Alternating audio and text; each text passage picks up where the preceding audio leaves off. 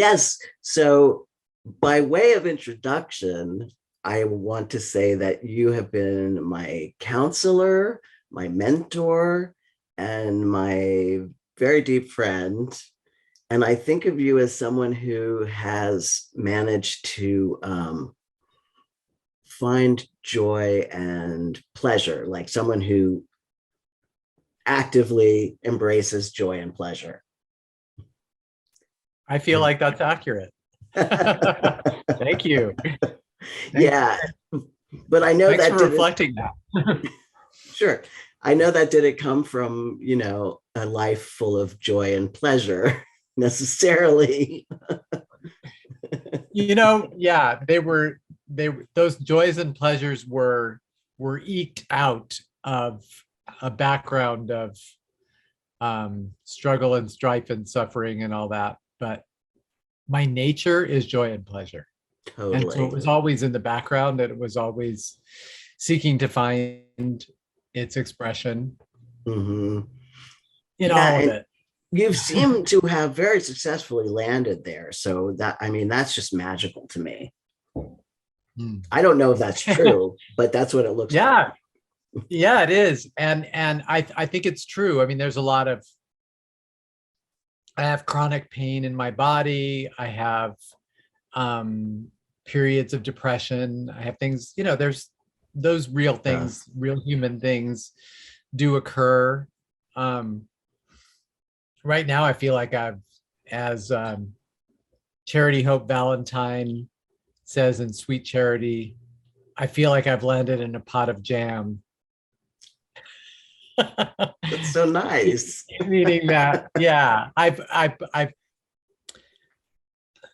landed here on purpose. Like this is what I wanted to be experiencing, and so I've set it up that way somehow.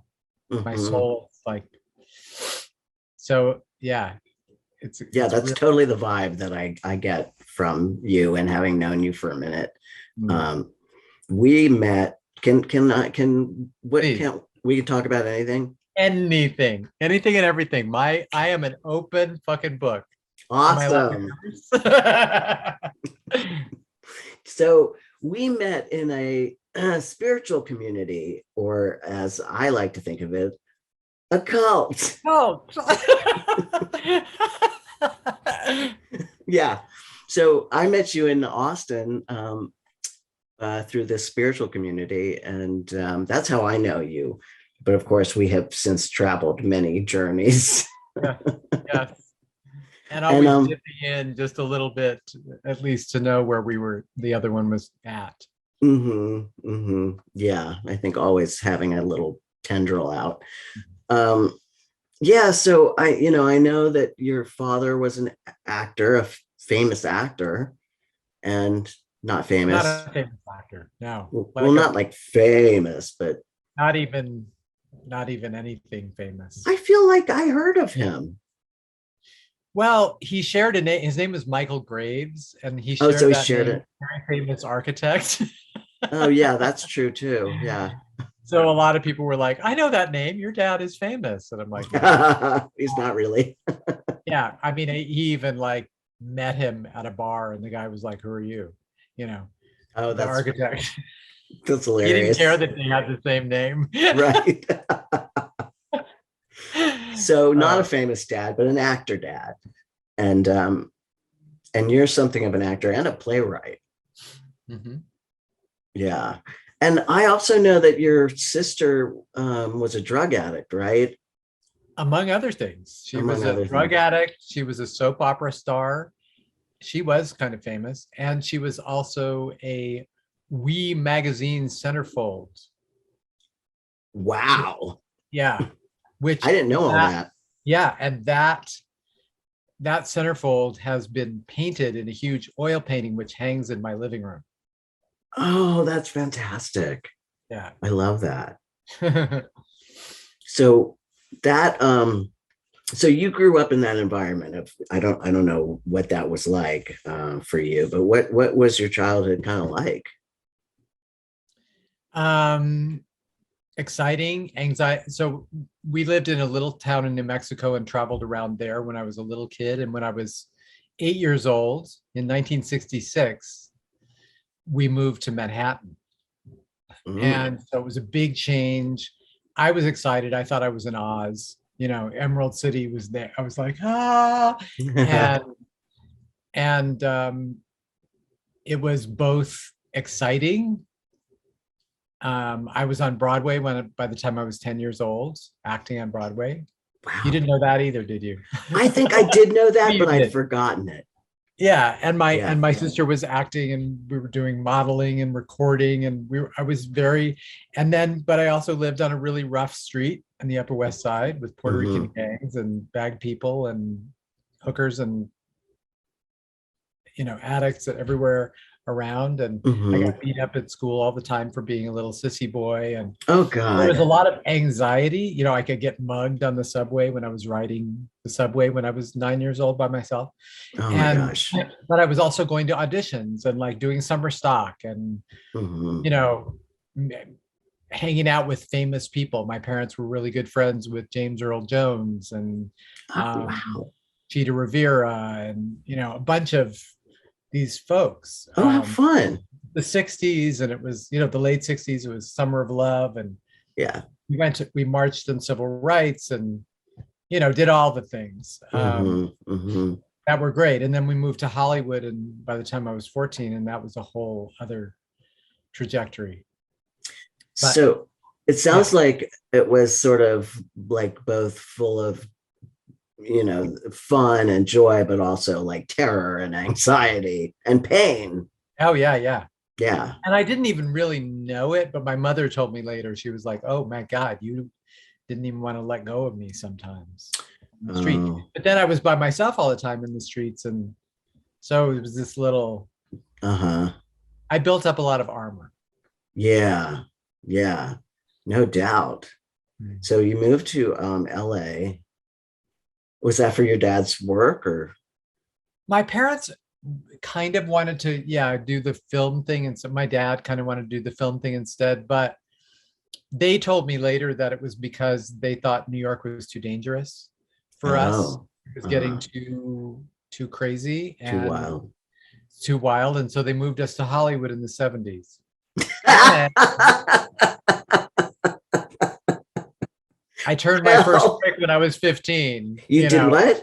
I turned my first trick when I was 15 for money. Oh, okay. So you just dove right into the Hollywood glamour life. Yeah, we did I did a movie there at MGM. It was like a major motion picture that was horrible, but I had a good role in it, and I was like launching an acting career as a teenager in Hollywood. And then Oh, it was such a wow. horrible experience that I left it, What said was no to horrible it. about it? It was very old school. The script was horrible. The Uh-huh. director was an old guy who treated me like I was five. Oh, I like had long hair when I got paternalistic and in. They said I wouldn't have to cut my hair. They cut all my hair up the first day of shooting. Lied to me. oh, Just like they sort did of it. The what? it's just paternalistic and rapey, it sounds like. Oh yeah, yeah. Oh, and they did a nude scene. I had to do a nude scene in the bathtub Hmm. with Lynn Redgrave was my co-star. Yeah. This gets She, crazier and crazier. oh no, always does. Victor Mature, who's like an old Hollywood movie star, Yeah. played my father at his comeback thing. He was playing the head of the mafia. Hmm. So I was like a little mafia dude. And I had in the movie, I had my own office, and they made like a wool suit for me and silk pajamas with a bathrobe, and like shoes were fitted. It was at Beverly Hills. Like it was a whole trip. Wow. And in the movie, Lynn Redgrave was my nanny who kidnapped me and held me for ransom, with all these like Second City comedians playing the hoodlums.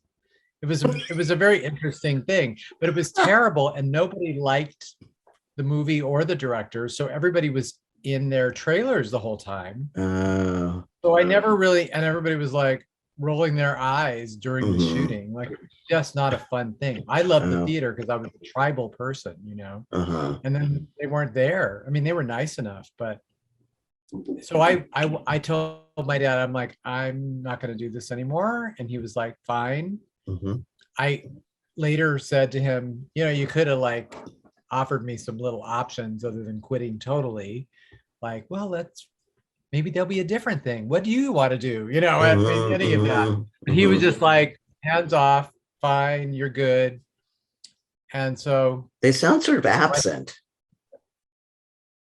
they were they were not absent. They were very present emotionally, Oh. but they were, they grew up in a time where my dad was a child piano prodigy, and he was forced to like do that when he was like Mm-hmm. 14, 15 years old.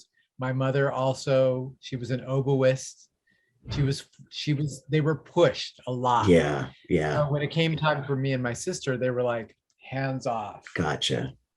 and kind of not present. My mom was always working and my dad was always getting high and hanging out with his friends, a lot. So, Mm-hmm. and exploring, he was like doing Nam-myoho Renge Kyo, and Oh, he was uh-huh. going to acting workshops, and like he was 70s really stuff. very 70s, and he was a hippie, Mm-hmm. kind of hippie, a queer hippie dude. He was Mm-hmm. also bisexual, he was tripping out. They had a kind of an open marriage, and so he was a very tall, good looking leading man type, and so Mm. everybody was, Wanted to fuck he him. was popular. Yeah. I put it very To vulgarly. put it bluntly, everybody did want to fuck him. Yeah. And then he would fall desperately in love with unavailable men and stuff. Oh, as one does. That's what it does. Anyway, so I just started, going to discos and having lots of sex and doing And lots how of old are you drugs. then? 15, 16, Wow. 17. Yeah. I mean, I Yeah, was it was doing a lot of drugs then, wild. but I wasn't going out to clubs and that stuff. Yeah. Well, it was, I was dating men who were 10 years older than me and getting date raped sometimes, and Oh, God. all that Yeah. stuff. Yeah. But also having like amazing love affairs with men who treated me very well and were very sweet and loving, and so it Mm-hmm. balanced out. Mm-hmm. You know, Mm-hmm. thank God. Like I'm very grateful for those men who may have had, pedophilic tendencies. I don't know, but Right. Right. But we're they were kind and good to me. gentle. You know? Yeah. I feel And like taught me. yeah. Yeah. Kind of feel the same way. It's sort of balanced out for me in peculiar ways. Yeah. Yeah, yeah, Yeah. it's peculiar. It's peculiar, but like I'm thankful. Yeah. Important ways. Yeah. So you were out clubbing. uh, I guess this was pre Drew Barrymore, but you were out there doing the Yeah, Drew. it was even pre Jodie Foster a little bit. Wow. Yeah. And Taxi Driver, but it was. Right. I Right. was reading John Rishi and stuff when I was in high school. Yes, I was doing some of that too. Yeah. Yeah. Right, and So, Charles Bukowski, like yeah, those all were that my stuff. my favorite authors. Yeah. I even met Charles Bukowski. He came to my house to Really? meet me because I was such a big fan, and my parents had this really good friend who had taken care of me some when I was a kid, who worked at City Lights bookstore in San Francisco. Oh, So wow. when we moved to Hollywood, he somehow Heard. hooked us up, and Charles Bukowski came with his girlfriend over for lunch. That's wild. Isn't that crazy? That is wild. Your life is like weirdly charmed in that way, I feel. Oh yeah. Oh, it's continuing. It's a wild. I have a knack for attracting this kind of next door to fame, Mm-hmm. like Fame adjacent. consistently fame adjacent, Mm-hmm. consistent through from childhood all the way up. Still Yeah. happen. Yeah. Yeah. That doesn't surprise me at all. Yeah. So you're doing all that stuff. And I mean, I think that as an adult, I can say that stuff evened out, but as a young person, it's complicated. Yeah. It Yeah, takes its toll. Oh yeah, yeah. yeah, Yeah, it's been, I mean, I'm still figuring it out in my romantic life and my sex life, and yeah.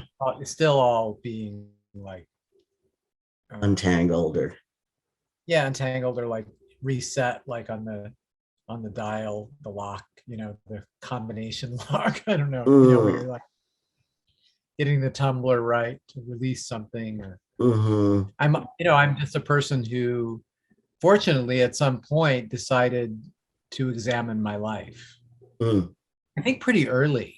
mm-hmm, I was interested in, oh, what is this life about? What am I? So I started watching movies of my life.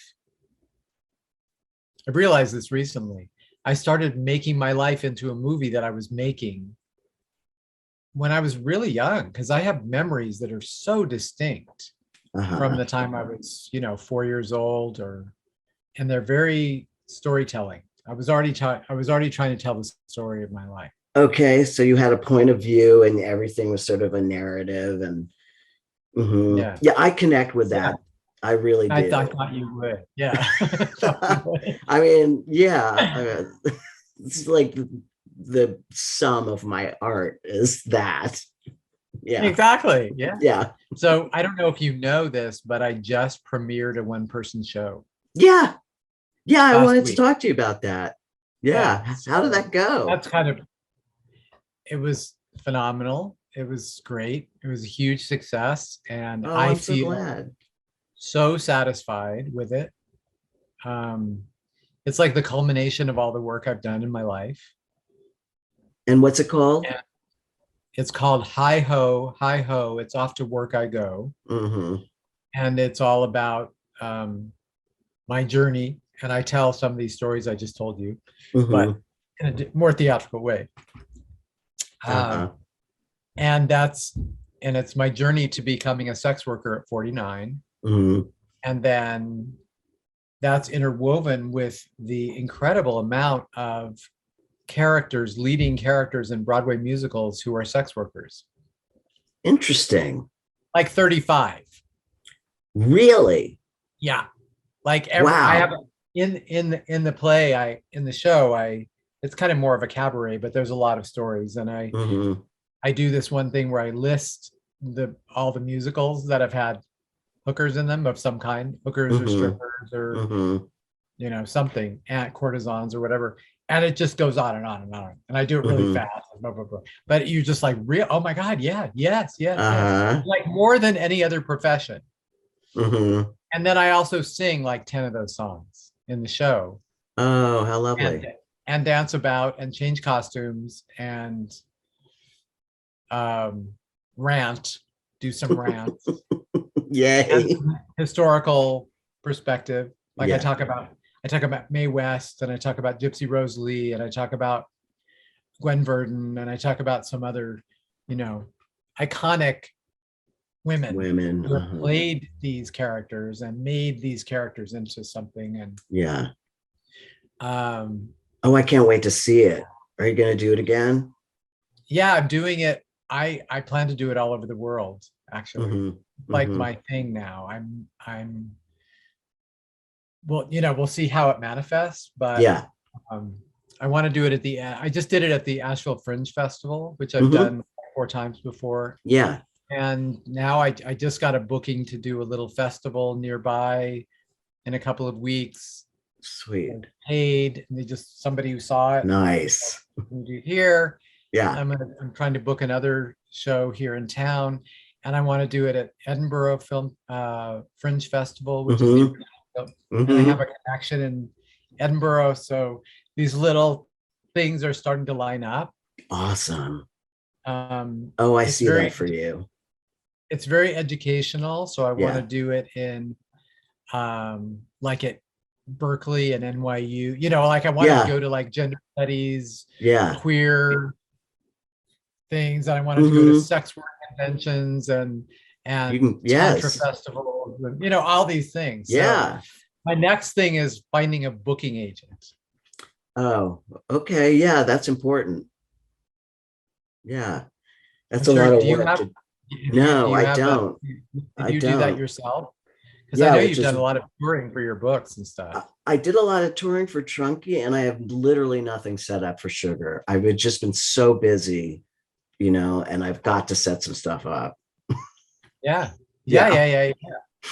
Because Uh, you're such, I mean, you're such a uh an amazing personality, mm, and you reading your work is so great. It's like uh, you're like one of those authors that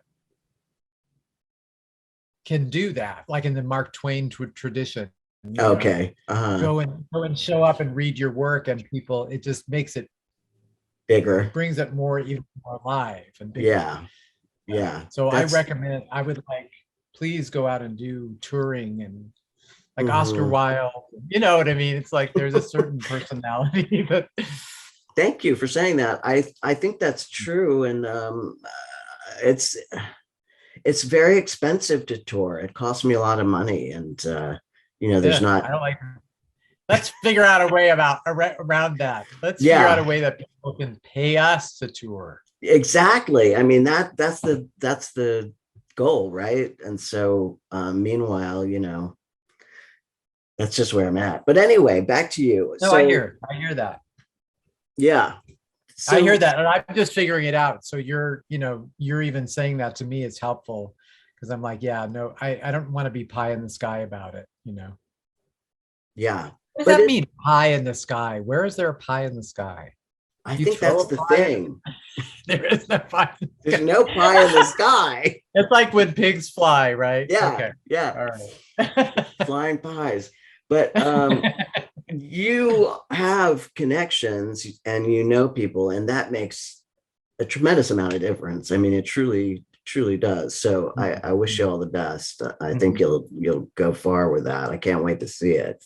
In the But if I meantime, if I figure out those things, then I'll share them with you too, so that you yes, can you will, follow along motherfucker. the road. Yes, I will. Keep on me too. It's so all about sharing it. so when I met you, um what you were saying was that you began this sort of investigatory way of being in the world, of like living a story and living a narrative, and as a way of examining your own life. Is that what brought you to the cult? Hmm. Wow. That is a question I've not looked at. I don't think it's what brought me to the cult. What brought me to the cult was just the 80s. Mm-hmm. Say more It about was, that. well, it was disillusion, cynicism. I had done all the drugs and all the partying, and I needed meaning. I wanted meaning. I wanted something innocent, Mm-hmm. sweet. Um, Was your sister at that point, was she doing a lot of drugs? I know she had AIDS, right? She got AIDS. she did get AIDS. That was a little bit later, but Okay. no, yeah, not too much later. She was a junkie, and definitely, heroin addict and opiate. She had been an opiated person from the time she was a child. Oh, wow. Yeah, because you know how that is. I They love to do. get out those opiates. They're Uh, tenacious. So, yeah. how was that for you, watching your sister have this, be in the grip of that? Um, I didn't really get it until after I was in the cults. And then Ah, by that time, I was completely abstinent of everything. Like I didn't even have sugar. I right, or didn't even coffee. have, it was just no Yeah, stimulants, no yeah, mind altering anything for like right. 20 years That's amazing. at least. Um, and I didn't have an addictive personality, but I have a social addiction personality. Hmm. So whoever I'm with, I'm doing whatever drug they're doing is basically the Gotcha. way my personality works. Like my body doesn't go through too much of an addiction to things, but Hmm. I'm a super habitual person. Okay. So if we're all drinking and coffee and smoking cigarettes and You're doing it. smoking pot, and I was drinking every morning on the way to school. Vodka. Wow. I was too, but that just shocks me to Pot. hear that you were doing that. Oh yeah. In high school, like, and then dropping acid before school Yeah, and me going to too. school. Yeah. What the fuck? Yeah. Because Yeah. because we wanted to experience the alternative, the different realities. We were like, I was just hungry to know all the different things. I was also reading Carlos Castaneda and not Oh getting yeah. that. Yeah. I was doing that So too, but Phillipe, for me, it was also this experience of a great oppression of my own body and my own sexuality, and just feeling very dark and depressed at a very young age. So I was uh, immediately drawn to like drugs, opiates in particular. yeah. Well, I did too. I had a Mm-hmm. lot of. I was not drawn to opiates so much. So, Mm-hmm. but I didn't know that much about them. I mean, my mother was a Valium addict. Mm-hmm. My father was a serious alcoholic as well. Wow. So it was Wow. all around, and the whole society was very addicted at that time. Yeah. Cocaine, quaaludes. I Yep. snorted PCP. Oh Just yeah. everything. And yeah, but I was like in very poor health by the time I was 24. Like my body was You not in just good shape. partied out, huh? So partied out and not Wow. nutrition. My body wasn't assimilating food, and I was super skinny and like, Oh my God. space, just a space total, Vata space cadet Mm, person. Very like, I smoke pot every day, just hmm. like that kind of. So, and I was expecting to somehow be famous still or whatever. I was very delusional. But once I was in the cult, then Leslie was, coming, she started coming to the meetings, to the satsangs, and she would just nod out, Oh, yeah. in the middle of For the the meeting. people that don't know, the cult had these meetings they called satsangs, and we would, and they would pull in people. I understand in LA that they would draw people from the streets and stuff, right? Oh yeah, Mm-hmm. everywhere. And there were like, famous actors and porn stars and all kinds of Mm-hmm. people that came Mm-hmm. in and were part of the cult for a while. It was very Hollywood. It was in West Hollywood, and everybody was beautiful, and we were called the beautiful people. It was Mm-hmm. very models and dancers and actors and all these people. And we were always, sitting at the feet of this guru, Mm-hmm. who was a super glamorous person at the time.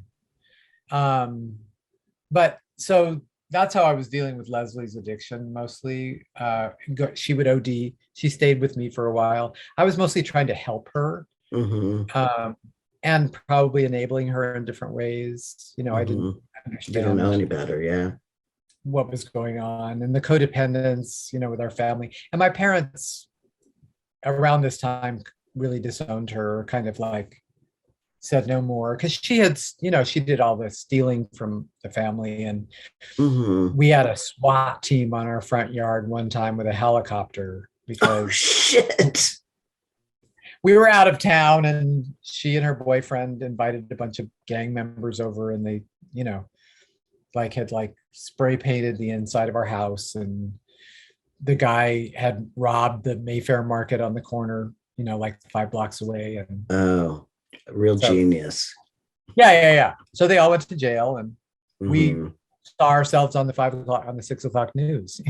Yeah. Wow. So that kind of crazy shit. Leslie was very, very,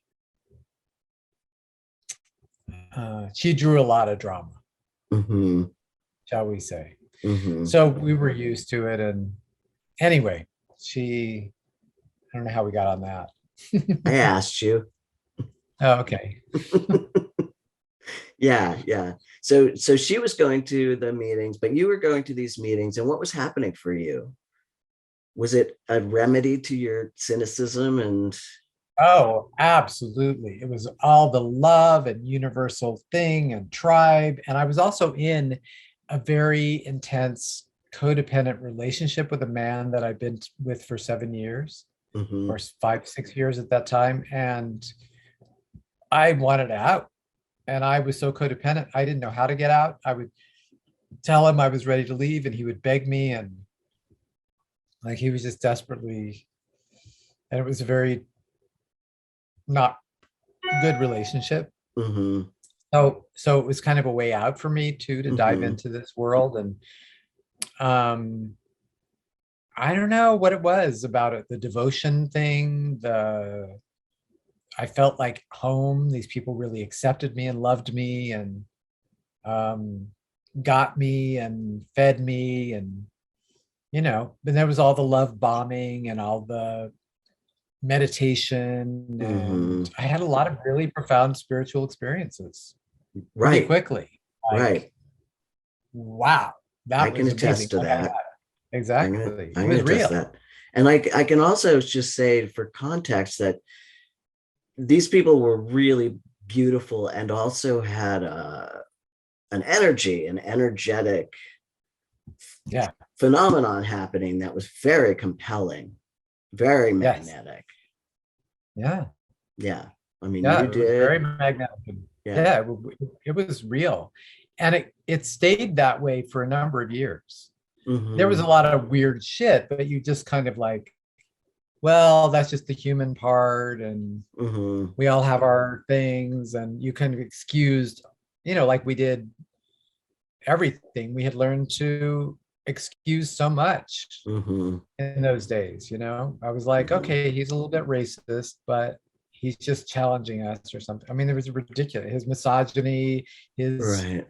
internalized homophobia, the guru, Hmm. just kind of, we were just like, oh, all right, it's whatever. And yeah, Well, there he was had, this narrative of like he's reflecting it to challenge us.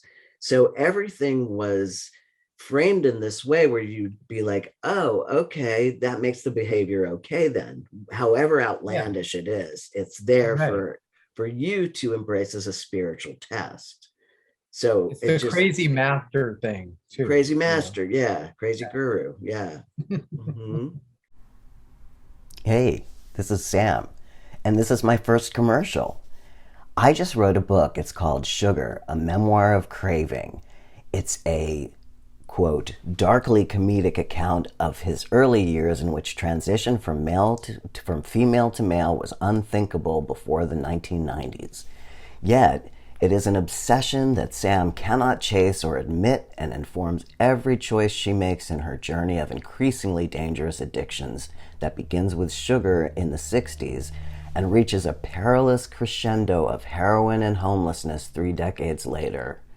It's a deeply moving story of anyone who is trapped in the dark embers of mental illness and addiction and must find the courage to change the things within their power, accept those they cannot, and the wisdom to know the difference.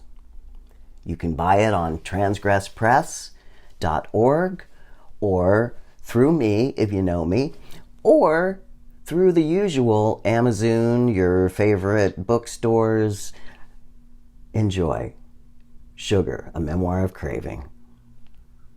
And the weird thing was that sometimes it really worked. Like Yeah. sometimes that behavior actually did cause some kind of alchemical transformation within us, Hmm.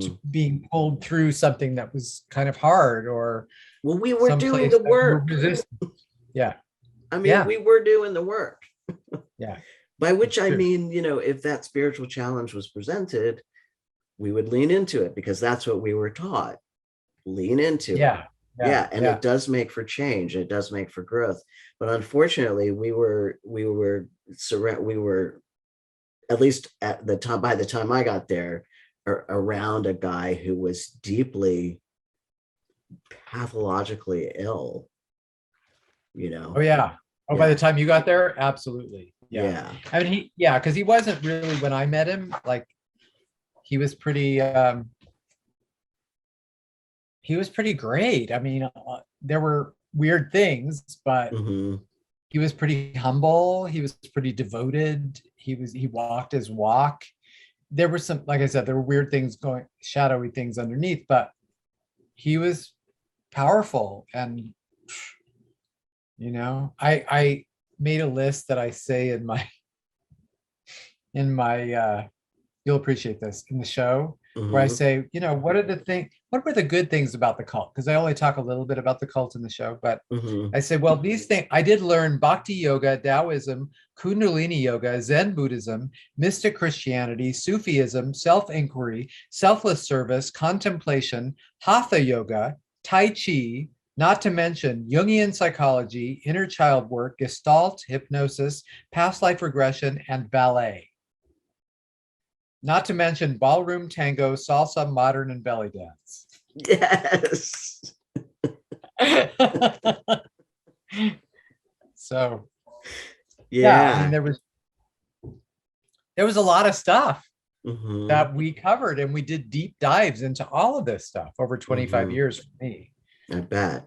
Yeah, 25 years.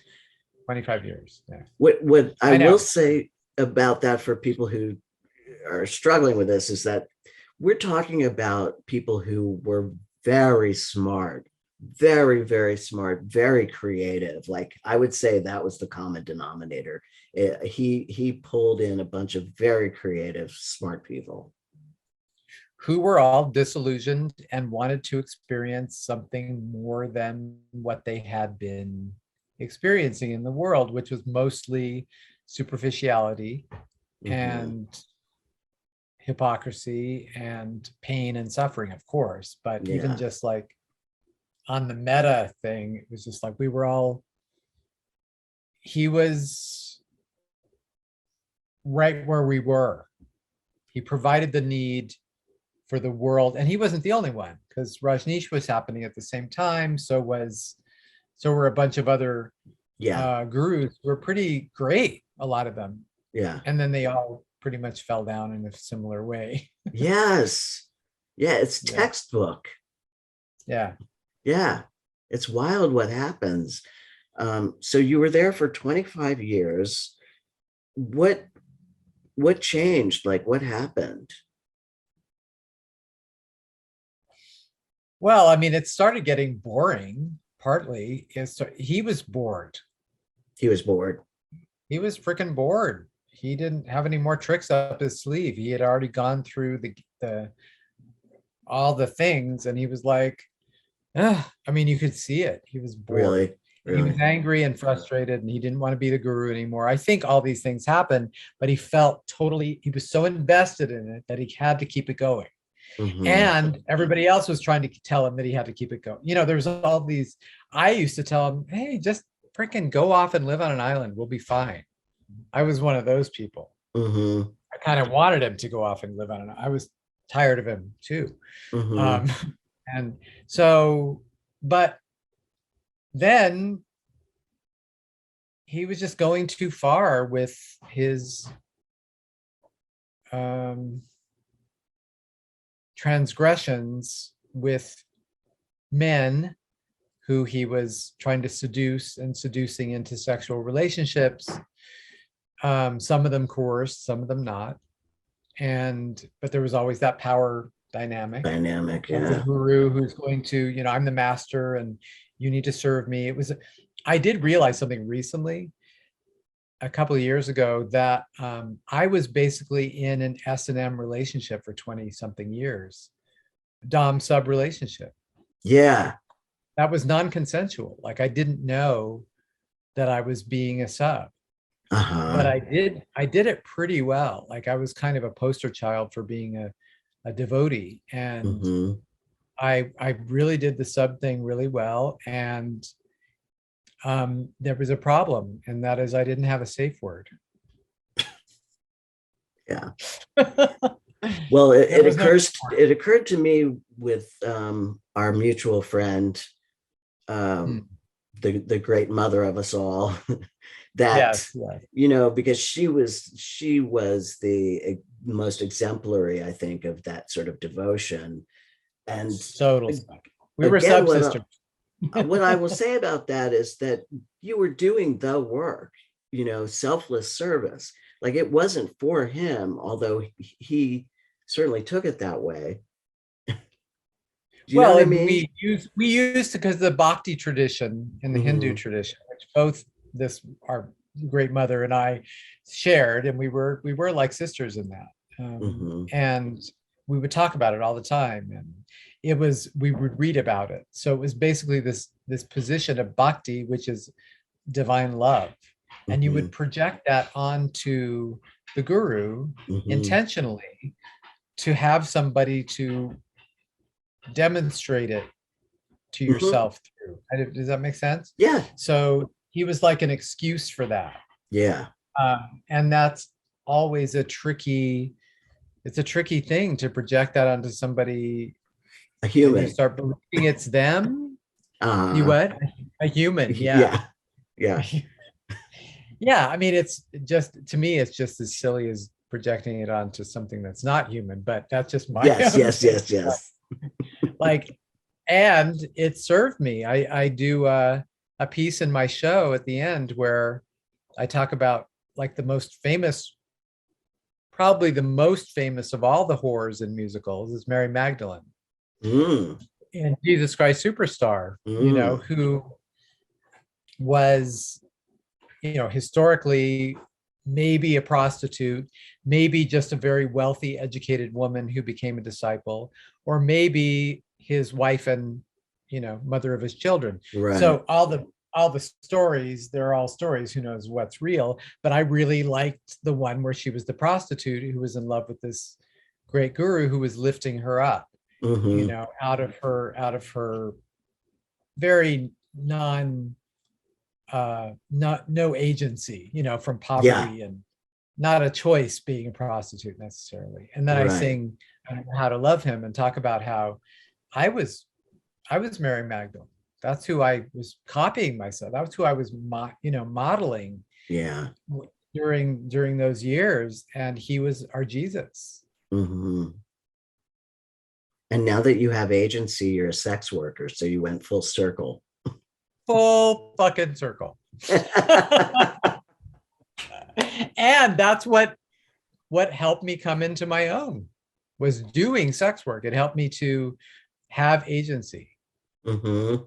as well as having agency and becoming a sex worker. It actually helped me to have agency. And interestingly enough, I'm a dom. Yes, right. We'll get to that. Before we get to that juiciness, dot dot dot.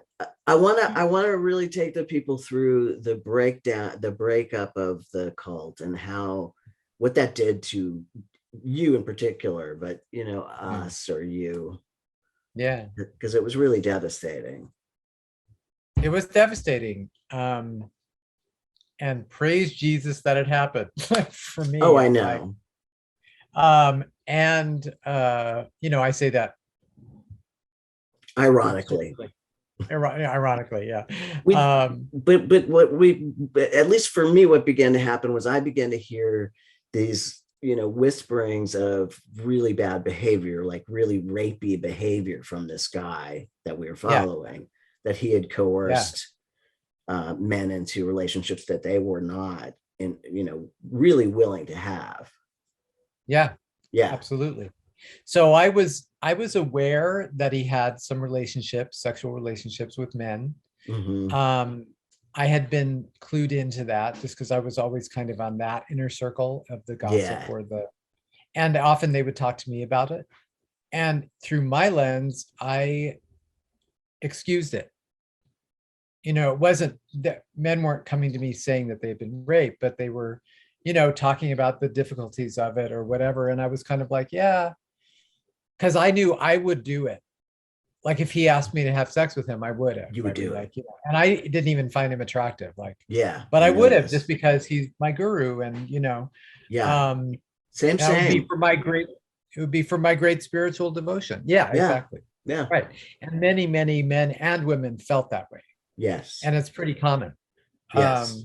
And he also presented himself as a sex symbol, like he was like a rock and roll singer and a ballet dancer, and former wannabe movie star. So, he presented that way. That was his Mhm. part of his gig, Mhm. was to be Krishna and, all these Sexy. romantic, sexy guy. Yeah.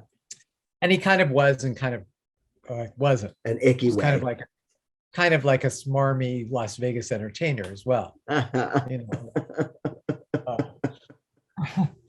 Uh, and then we found out he'd also been a porn star, Mhm. a gay porn star, Mhm. which was a little bit of a surprise. But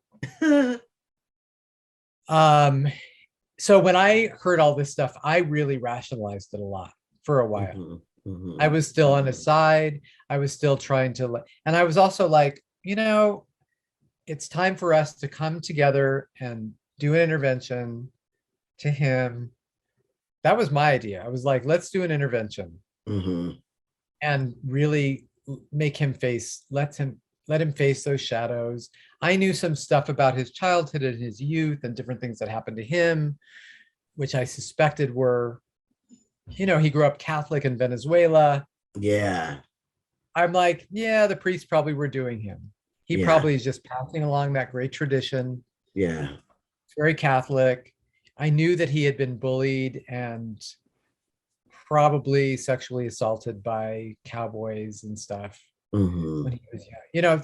So I had this like psychological thing that I thought maybe we could help him. And then he didn't want my help. He didn't want anybody's help. He wanted to stay where he was. He wanted to rationalize. He wanted to continue being who he was. And he made that clear. And he made it Mhm. clear to me by betraying me, as I was one of the last kind of old guard who was actually hanging on. Yeah.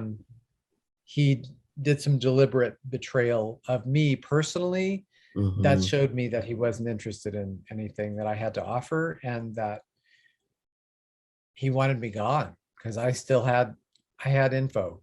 Yeah. He was trying to Wow. make a new thing, and he wanted to get rid of all the people, even the people that hung on, still Mhm. devoted. We were still going to hang on to the last minute. Um, he fucked us over directly, so it was like, oh, clear, okay, good, yeah, bye bye. Mm. And it Mhm. was a big wake up call. I was in Hawaii with them Mhm. after they escaped and fled Yes. the mainland, Yeah. and I had a total dark night of the soul where I felt my innards were being ripped out of my body, Wow. and for like a 24-hour period, Wow. and I came out of that and bought a plane ticket. And Wow. I was like, okay. And then I confronted him.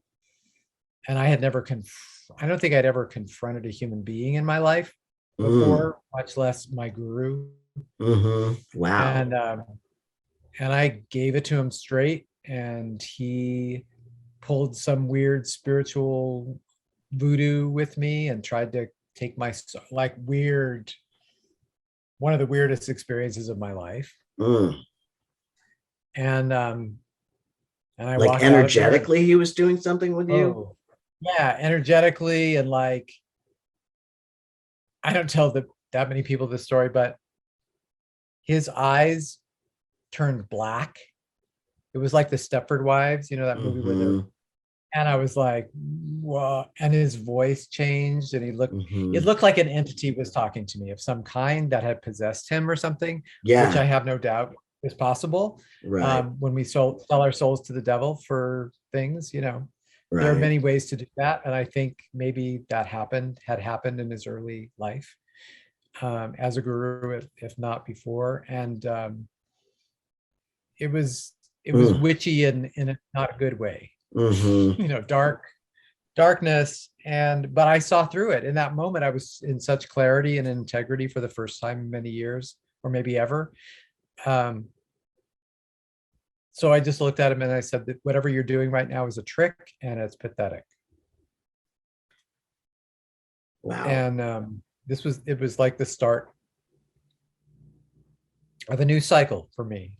And Mhm. so I began to, that's when I knew, and I started to see everything really clearly. Mhm. And then I had to go through my own guilt of my participation. That was a good year of that work and I remember healing. And you came to hang out with us in North Carolina, and it was very fresh. You had really just gotten back, and I remember you were so raw, but you were so like, there was a beautiful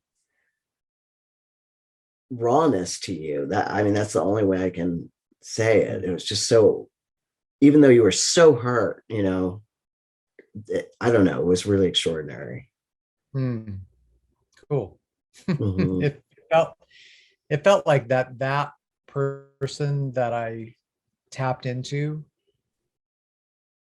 has become way more realized Mhm. over the last 15 years.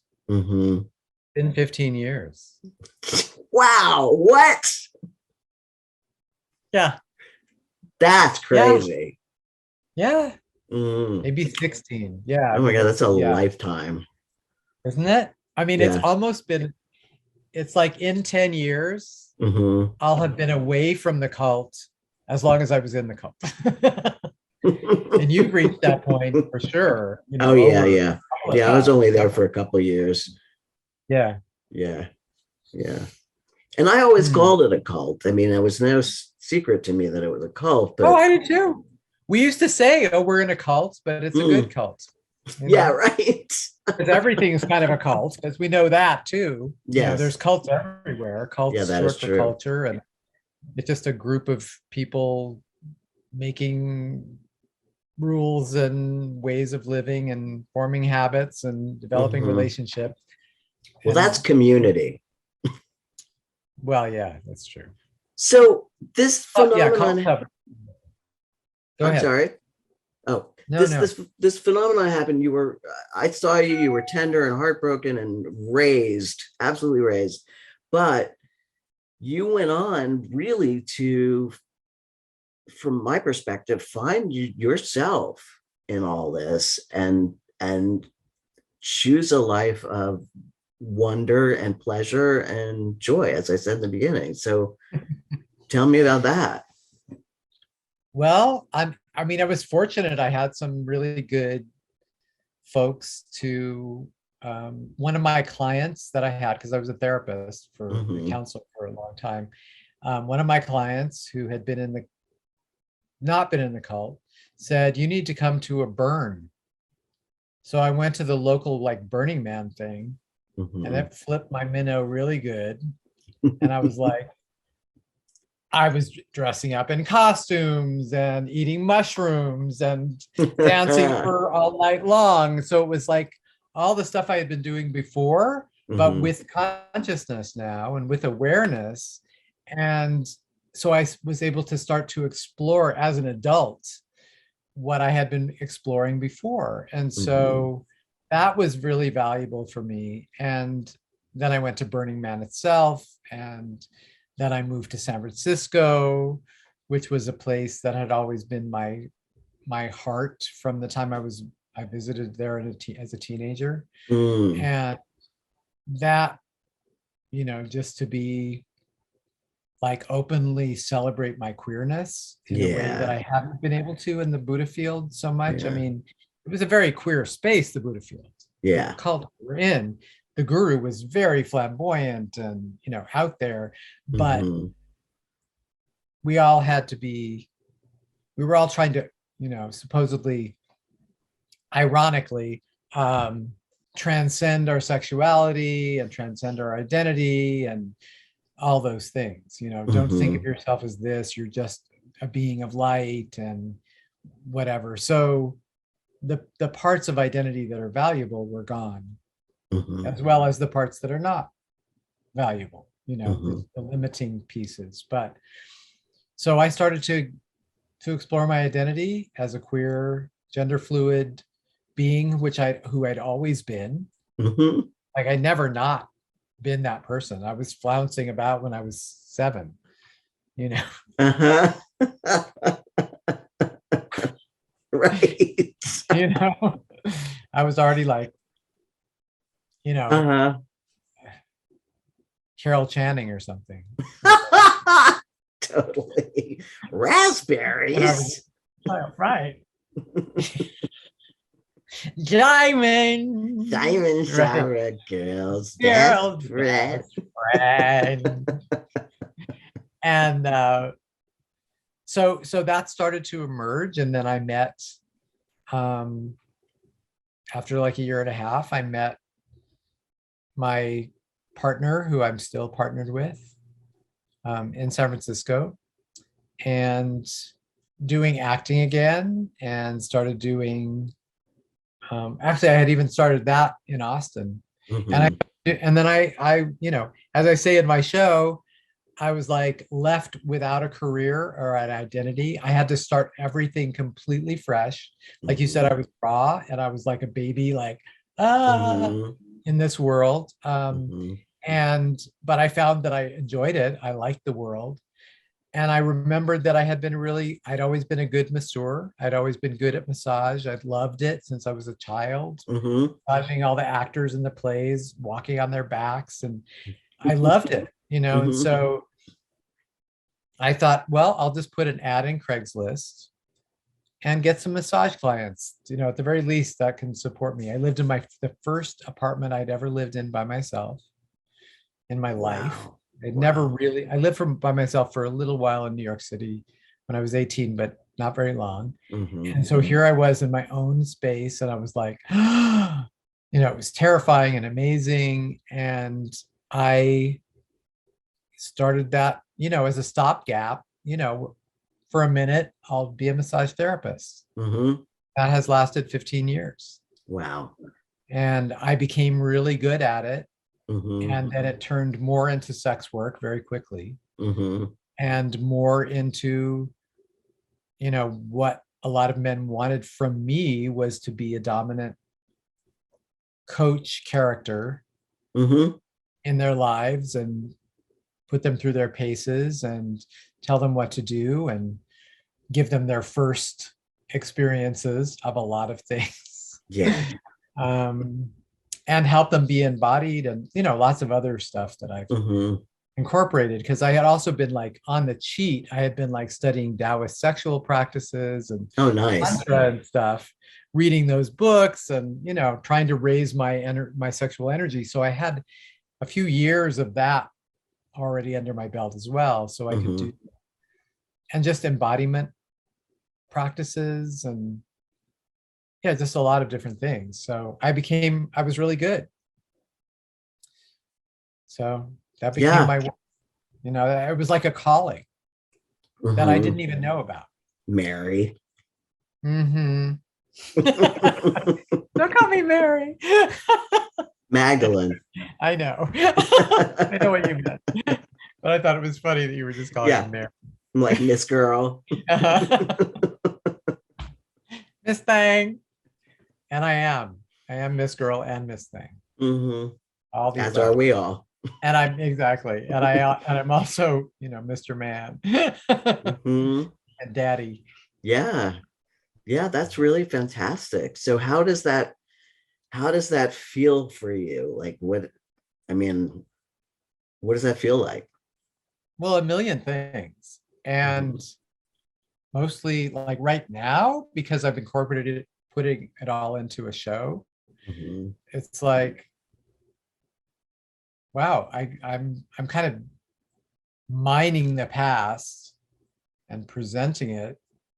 Wow, what's the future like? It's kind of like I've done this kind of deep dive and work, and I had a friend who's a writing coach, who's we've been working on this for a year together, Mhm. and it's been amazing. Like, what the journey has been fantastic. And so I'm just I'm at a place where I'm just ready for a new adventure, and I feel really satisfied with it, and it's really I feel confident and solid about my talent as a performer and as a writer for the first time. Mm. Mhm. And I've been working on this for years. I mean, I working with get that. mentors, and and the people who came and saw my show last weekend, the words that were used by most of them were mastery and Mm. brilliant. And I was like, I'll take it, Yeah. and I feel it totally. Like Yeah. I feel like I'm owning it now Hmm. because I've been working so hard and now I'm not. Yeah. I get it. I Now I'm just totally being get that. it. I'm just being in all. I'm like, Yeah. oh, and now let go of all the work I've been doing and all the techniques that I've mastered and all the different things, knowing that I'm not ever going to be perfect Hmm. in that way, and knowing that I really don't want to be. Like I still want to be raw. That person you saw, Hmm. I'm still that as well. And that Yeah. I want that in my performance. I want that in my work. And so, and it comes through. I just watched video today of it Oh yeah. for the first time. And I'm like, it's wild to be like impressed with yourself without any ego.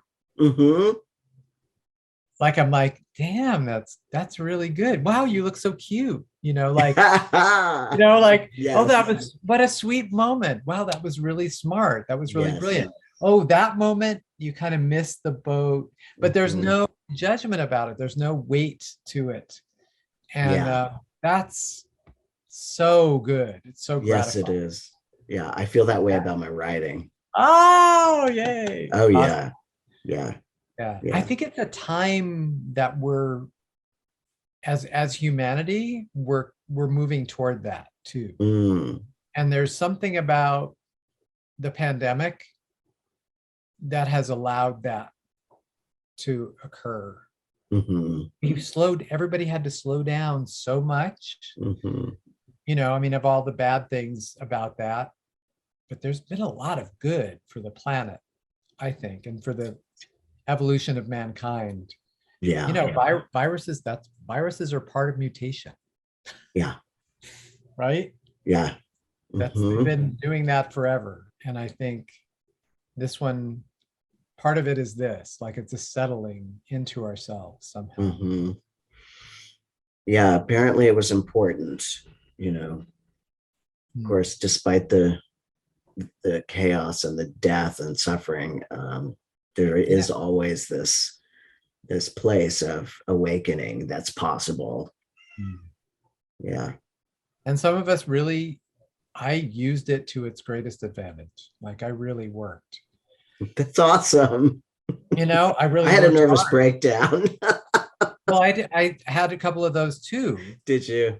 Oh yeah. Yeah. Mm-hmm. I mean, near the beginning. So right before the pandemic, Mm-hmm. I was singing in a nightclub for the first time. Like I Mm-hmm. had a little thing going on. It was a salon weekly thing. I had, I was in rehearsal for a lead role of a Terrence McNally play, Love, Valor, and Mm-hmm. Compassion. Oh, I I've love been that. wanting to do for a while with the theater company I loved. We were opening in 3 weeks. Oh, We've been rehearsing. damn. Yeah. I was in the process of opening my nonprofit theater company, have been working Mm. on all that. Mm-hmm. And there was one other thing that I was really like deep into. All these things were like active. Yeah. Everything shut down, all of it gone. And it didn't even hit me for like 2 months. I was just angry. I was so rageful that it was hurting me. Like I was really, and I didn't even put it together that my entire life had been upended again, Mm-hmm. just like the cult thing. Mm-hmm. Everything had been ripped out from under me, and I had no idea what to do or who to, Yeah. I had no income, nothing, everything. My massage business was gone as well. Right. Wow. Totally. I mean, all the things that was doing, and I was busy doing a lot of things, Mm-hmm. all gone. Mm. And I had COVID really bad before we even knew what it was. Oh, wow. So I'd also been really sick. So there Yeah. was like, I fell apart. Damn. I fell apart pretty deep. I Yeah. got really depressed. I was like not eating, it was just, Yeah. yeah. So Shit. but at some point, something shifted and I was like, oh, this all needs to shift. My whole perspective, this is an excuse for something new. And somehow something inside of me, found a way. And then I started working on all these different projects and found people that were also in the same space that were like, let's create something different. And, it slowly started to occur. But in the interim, I wrote this thing that is like it's like a culmination of my life in some ways. Yeah, it's a jewel. Yeah. Wow. Made some lemonade, girl. That's right. No shit. Yeah. Yeah, you are really the master of that, I would say. Yeah. Yeah. Good at it. Is there anything that you want to leave the people with? No, I'm interested to know what is this that I'm doing, because we didn't even talk about like what kind of podcast is this? I was like, oh, I've been like really into listening to Mark Maron's which I had never discovered. And over the last couple of months, I've been totally obsessing on them. And so when you were like that, I was like, oh, yes, totally. Sounds kind of Mark Maron. That's hilarious. No, I am. That's so funny. So Why Live came to me because I came out of treatment for, I went away for a month for my PTSD and stuff, came out and felt a lot better, but was like, the circumstances had not changed. What was I going to do to get out of the depression? Because nothing had changed. And I thought, oh God, well, I'm going to call all my friends and ask them why I should live. And that turned into, no, I'm going to just have a podcast and talk to people. And they can convince me why I should stick around. So that's so great. Yeah. How long has it been happening? Just like a month, I guess. Yeah. Yeah. Yeah. And how often do you do it? Weekly. So I'm like the fourth or fifth person to be on? I've got some banked, so no, you're not. Yeah. Oh, okay. Yeah. Right. I've been working on it for about 3 months, maybe. Yeah. Yay. I feel so honored and blessed. Like, the minute you said it, it's so funny. I was like, yes. And you know what I mean? Like there was no question. Yeah. No question. That's awesome. I love that. Yeah. It was like, yes, whatever. Well, thank you so much. I really appreciate that. And it's so good to see you. Well, it's so good to see you too. I'm virtually hugging you really deep. Same. Well, my love, I appreciate you and I love you. And thanks for being on Why Live. Thank you. I love Why Live. It's such a great title. And I hope, I hope that something in our conversation has helped you to live another moment. Yes. We need you here. Oh yeah, I'm fine. I'm not suicidal. I'm well, I didn't think so. I'm just speaking to that little part that says "Why live." There is that always. I have that. Yeah. I have mornings where I wake up and I'm like, "What is the fucking point of this charade?" Flatline. Right. So yeah, I get that. And here we are. Here we are.